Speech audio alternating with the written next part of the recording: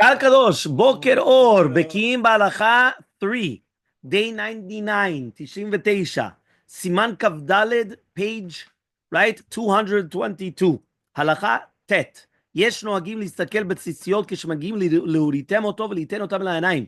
ומנהג יפה הוא וחיבובי מצווה. It's a good minhag. It's a nice minhag. חיבוב מצווה, to look at the ציציות during הוריתם אותו. 292, the Tur, brings down 782. He noted that it's common for people to gather the tziyot in their hands to place them momentarily in their eyes. Apparently, this custom was based upon the psuk, Ritemoto. At other times, they do not do the tziyot. The Bet Yosef brings down a government niyot that David HaMelech comes and he says to HaKadosh Baruch Hu, I praise you with every limb. Kalatz motai toman Hashem yichamocha. On my left hand, I have my tefillin. On the right, I've got my tzitzit.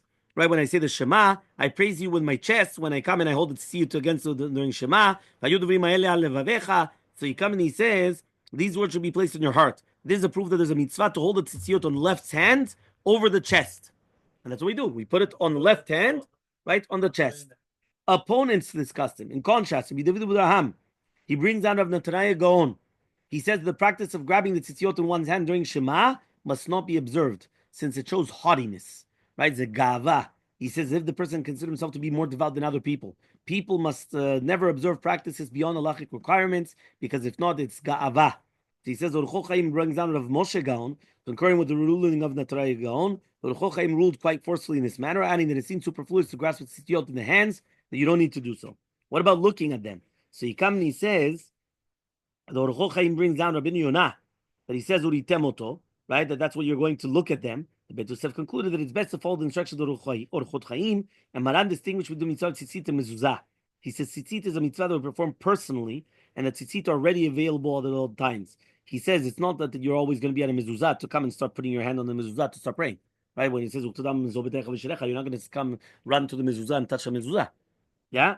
So he says the Tur comes and he brings Rabbi Yonah's instructions. Likewise, starting the custom is to pick the corners of the talit to display the tzitzit while saying the Shema, and this enhances the mitzvot. So he comes and he says like this. He says, grasping, what about grasping the tzitzit and gazing at them? Rabbi Yitzchak bar Sheshat, right, the Rivash. He comes and he says, one person in his community adopted the custom of gazing at his tzitzit when saying the words Uritemoto, following the instructions of the Zer Mitzvot Katan of Rabbi Yonah. A number of people were mocking him for this, since Rabbi Nataniah Gaon said that you shouldn't do it. Rabbi Yitzchak said by explaining that there's no distinct right mitzvah to look at the tzitzit, unless, right, unlike the ruling of the seven mitzvot katan, the samak. So he says the words uritemoto is the reason for the mitzvah. It's not an extra thing that you have to look at them during the mitzvah. Okay? So he comes and he says, right, Rabbi Yitzchak told the questioner that he should continue his practice since it displays his love for the mitzvot. In fact, he says his mentor, Rabbi Peretz HaKohen, also had this practice. As far as the question raised by the Rav Nataniah, why would we actually grasp at the tefillin when mentioning it during the Shema? He says the opposite, you shouldn't. So according to this, he comes and he says, Rabbi Yonah also instructed us to touch the tefillin when we say Ukshatem Otam. That's what we do. Ukshatem Otam le'otadedecha v'yudus v'benecha, and then you also do the tzitzit. Zakol oto dovar. Right? Everything's the same. So he says, regarding touching the mezuzah, Rabbi Yitzchak said the same distinction in the Bet Yosef. He says, it's very, this is on your clothing or on your body. One day, he said, this is your body, this is your clothing. There, you could do it. I'm not going to run to the mezuzah to touch a mezuzah. So he says, furthermore, it applies to the mitzvot of tzitzit and tefillin, since in the merit of gazing at them, you're remembering the mitzvot.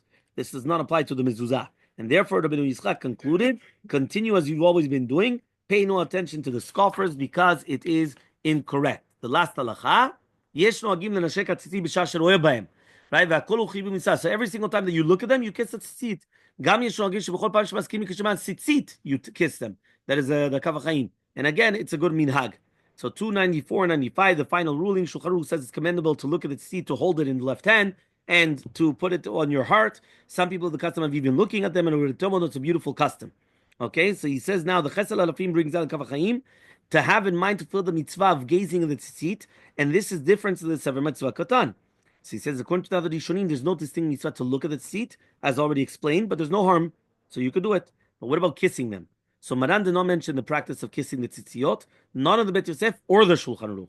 Nevertheless, the Ramah said, I have witnessed people kissing the tzitzit, as it says, Uritemoto, and that Oziel also brought this down. So in connection with this, the Mishnah Berurah bringing down the Shnei Luchot Abri testifying, I've witnessed people who kiss the matzah and maror, and they also kiss the sukkah whenever they enter and they leave, and they kiss the lulav, and all these things is showing chibuv mitzvah, and therefore right? Ashrei mi, right? Shoved et HaKadosh Baruch Hu, right? Besimcha, that he's fortunate as a person that's showing how much he appreciates the mitzvot, and that's also brought down in the Kaf Chaim